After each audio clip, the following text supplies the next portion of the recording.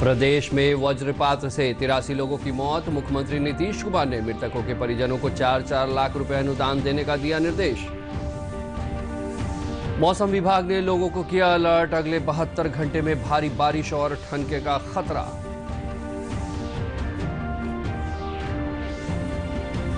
केंद्रीय मंत्री रविशंकर प्रसाद ने कहा, आपातकाल से सीख ले नई पीढ़ी।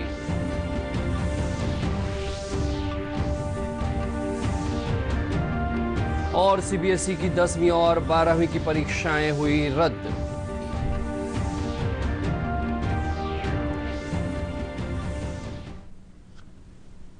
नमस्कार, मैं अहमद रजा हाशमी। अब समाचार विस्तार से। प्रदेश में वज्रपात की घटनाओं में 83 लोगों की मौत हो गई है। लगभग 2 दर्जन जिलों में भारी बारिश के साथ ठनका गिरने से 50 से अधिक लोग झुलस गए हैं। इनमें कई की हालत गंभीर है। सबसे अधिक 13 लोगों की जान गोपालगंज जिले में गई है, जबकि 10 लोग झुलसे हैं।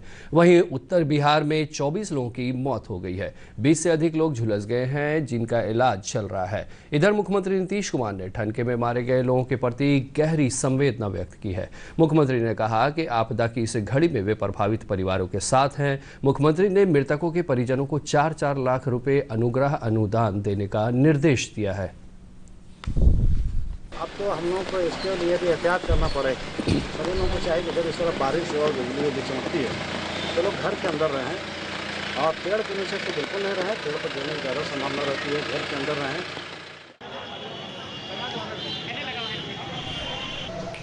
मौसम विभाग ने अगले 72 घंटों के लिए राज्य के अधिकतर हिस्सों में भारी बारिश का और वज्रपात का अलर्ट जारी किया है।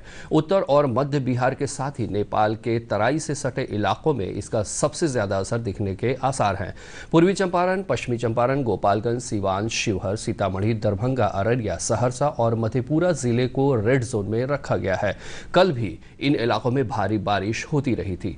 भारी बारिश से जनजीवन पर असर पड़ा है। मौसम विभाग ने खतरे को देखते हुए इन इलाकों में लोगों से अनावश्यक घर से बाहर नहीं निकलने की अपील की है। पिछले कई दिनों से हो रही बारिश के बाद पश्चिमी चंपारण जिले में नेपाल से भारतीय सीमा में प्रवेश करने वाली नारायणी गंडक नदी का जलस्तर बढ़ने लगा है। इसके अतिरिक्त 2 दिनों में 1.63 लाख क्यूसेक पानी गंडक बराज में छोड़ा गया है, जिससे नदी में उफान आ गया है। बांध पर पानी का दबाव बढ़ने से बांध टूटने का खतरा मंडराने लगा है। नेपाल नदी के तटबंध पर बांध बनाए जाने में लगातार दखल अंदाजी दे रहा है। हालांकि जल संसाधन विभाग के अधिकारी इस पर लगातार निगरानी रखे हुए हैं। लोग बाढ़ के पूर्व इसके गेटों का सब निरीक्षण किए हैं, सब ठीक से काम कर रहा है कि नहीं। जो भी कहीं त्रुटि है उसको हम लोग करेक्ट कर रहे हैं, ताकि सभी गेट बाढ़ के दौरान किसी तरह की अप्रिय घटना नहीं घटे। इसी का हम लोग निरीक्षण करने के लिए आए हैं कि कोई किसी तरह की अप्रिय घटना नहीं घटे। तो हम लोग सब ठीक है। गेट जितना भी है उसका 1-2 गेट जो है उसका कुछ मरम्मत करने की जरूरत थी, वो हम लोग इंस्ट्रक्शन दिए हैं, सब हो जाएगा। केंद्रीय मंत्री रविशंकर प्रसाद ने देश में आपातकाल के लिए कांग्रेस के अलोकतांत्रिक रवैये को जिम्मेदार ठहराते हुए नई पीढ़ी से अपील की है कि वह लोकतंत्र के इस काले अध्याय से उचित सीख ले। आपातकाल के 45 साल पूरे होने पर श्री प्रसाद ने सिलसिलेवार ट्वीट करते हुए कहा कि आज का दिन कांग्रेस के अलोकतांत्रिक रवैये के खिलाफ दी गई कुर्बानियों को याद करने का है।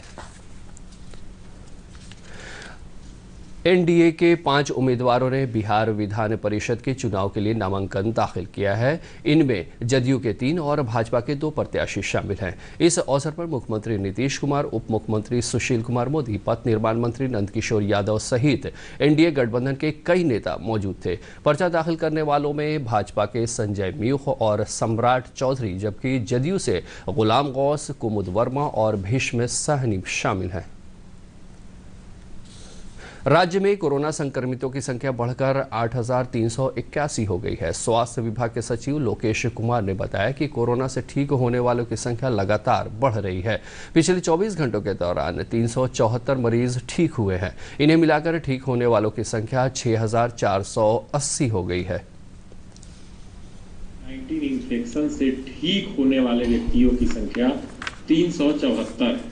तो आप देखेंगे कि पिछले 24 घंटे में जितने व्यक्ति संक्रमित हुए हैं उनकी तुलना में काफ़ी ज़्यादा संख्या में पूर्व में संक्रमित व्यक्ति ठीक हुए हैं। इस प्रकार अब तक जो कुल ठीक हो गए व्यक्ति हैं उनकी संख्या है 6,480। वहीं सूचना एवं जनसंपर्क विभाग के सचिव अनुपम कुमार ने बताया कि प्रदेश में नए राशन कार्डों का वितरण शुरू हो गया है। उन्होंने कहा कि 15 जुलाई तक 21,90,000 नए लाभार्थियों को ये कार्ड वितरित किए जाएंगे। उन्होंने कहा कि विभिन्न योजनाओं में 8,29,00,000 मानव दिवस सृजित किए गए हैं। हम लोग आपको दे देंगे। अभी तक लेकिन जो कुल राशन कार्ड जिनके पास नहीं थे, ऐसे जो सुयोग्य परिवार थे, उनमें 21,90,000 परिवारों के लिए राशन कार्ड बना दिए गए हैं। और जैसा मैंने पहले भी बताया कि 15 जुलाई तक इनके वितरण का भी लक्ष्य रखा गया है। एक बहुत ही ये कहिए कि महत्वपूर्ण कदम है। कोरोना के बढ़ते मामलों की वजह से सीबीएसई और आईसीएसई बोर्ड ने 10वीं और 12वीं की बची हुई परीक्षाएं रद्द करने का फैसला किया है।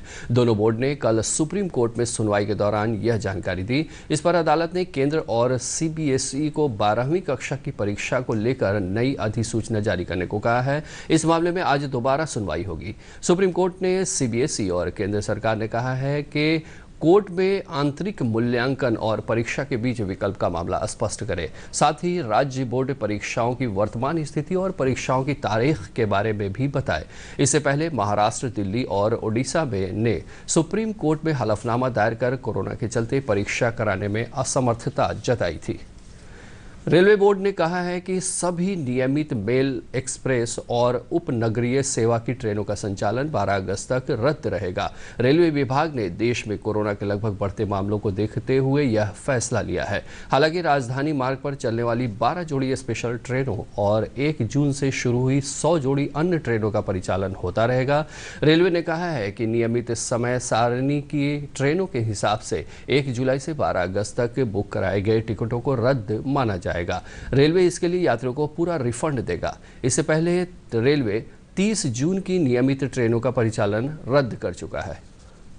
रोहतास जिले के कोचस प्रखंड सरैया पंचायत के खैरा गांव में टिड्डियों के छोटे दल के आक्रमण की सूचना है। इस संबंध में जानकारी देते हुए कृषि मंत्री प्रेम कुमार ने बताया कि पहले से मुस्तैद पौधा संरक्षण टीम और कृषि पदाधिकारियों ने कीटनाशक का छिड़काव कर इस पर नियंत्रण पा लिया है।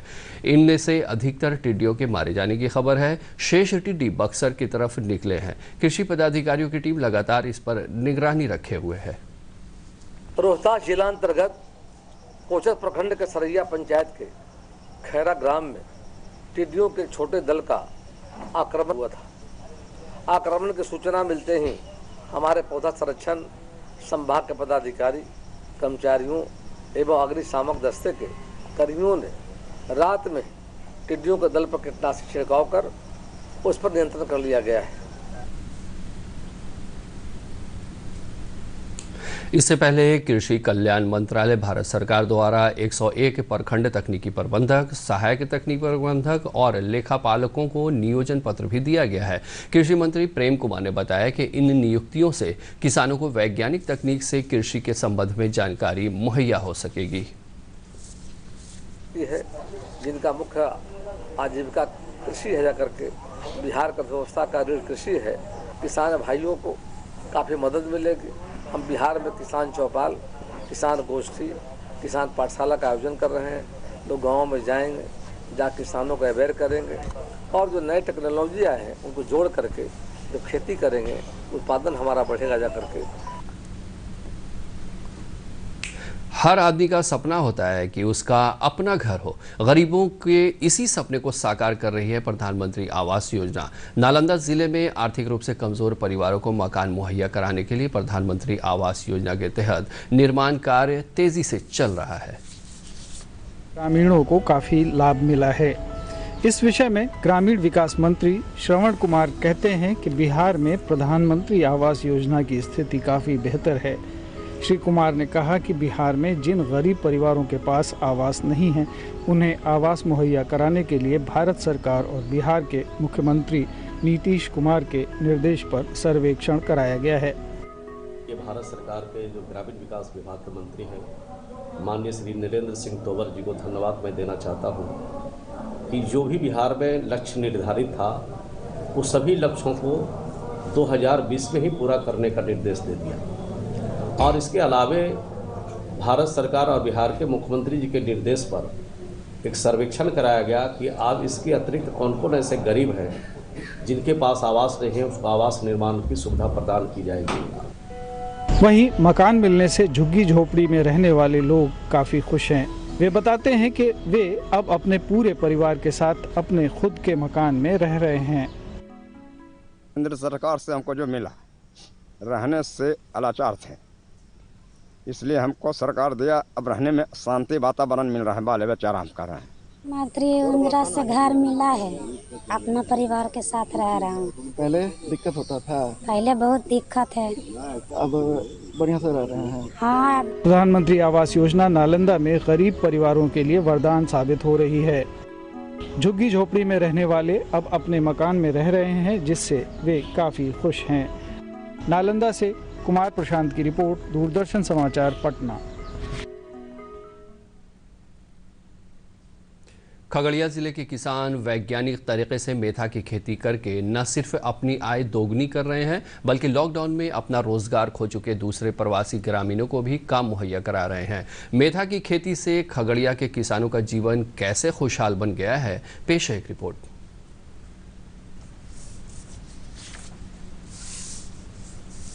खगड़िया जिला मुख्यालय से करीब 5 किलोमीटर की दूरी पर स्थित बछोता पंचायत समेत आसपास के किसानों ने लगभग 100 एकड़ में मेंथा की खेती की है।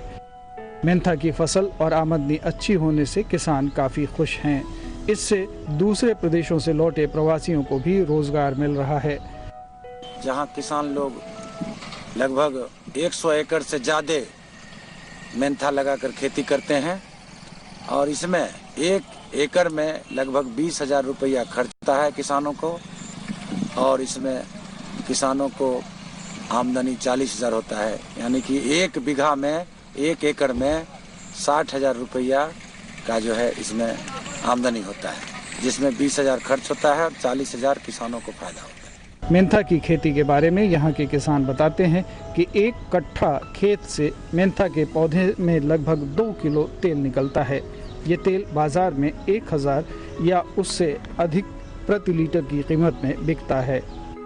20,000 रुपया लागत होता है और 20,000 रुपया बचता है। हमें 40,000 रुपया 1 बीघा में इनकम के साथ होता है, जिसमें खर्च हो जाता है 20,000 पब्लिक को बचता है जो खेती करता है इसका खेती का बढ़ावा अगर मिले तो इसका फैक्ट्री उट्री बढ़ जाए तो यहाँ बहुत किसान को फायदा होने वाला। बताते चले कि गेहूं की फसल कटने के बाद किसान फरवरी माह में मेंथा की खेती शुरू करते हैं। लगभग 90 दिनों में ये फसल तैयार हो जाती है। मेंथा खेती 1 बीघा में 20,000 रुपया खर्च होता है। इसको 90 दिन में तैयार होता है सर। फिर 90 दिन में काटने के बाद इसको पेराई होता है। बढ़िया फसल अगर रहता है तो 2 लीटर कट्ठा मतलब बीघा में 40 लीटर तेल हो जाता है। मतलब मैक्सिमम 30-35-40 लीटर का बीघा तेल होता है। अभी इसका जेन्युइन रेट 1,000-1,100 रुपया लीटर है। अगर बढ़िया फसल हो जाता है तो हम लोग को डबल फायदा हो जाता है। आधा खर्च होता है तो आधा बच जाता है। खगड़िया के किसान मेंथा की खेती में काफी मेहनत कर रहे हैं। इससे प्रवासियों को भी लाभ मिल रहा है। अगर सरकार इस खेती के प्रति किसानों को जागरूक करे तो खगड़िया के किसान और खुशहाल हो सकते हैं। खगड़िया से शशि भूषण प्रसाद महतो की रिपोर्ट, दूरदर्शन समाचार, पटना। अंत में मुख्य समाचार एक बार फिर से।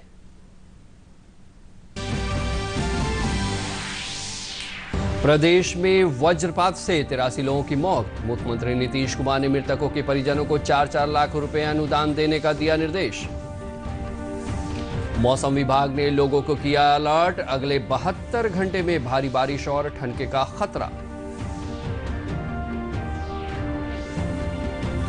केंद्रीय मंत्री रविशंकर प्रसाद ने कहा, आपातकाल से सीख ले नई पीढ़ी।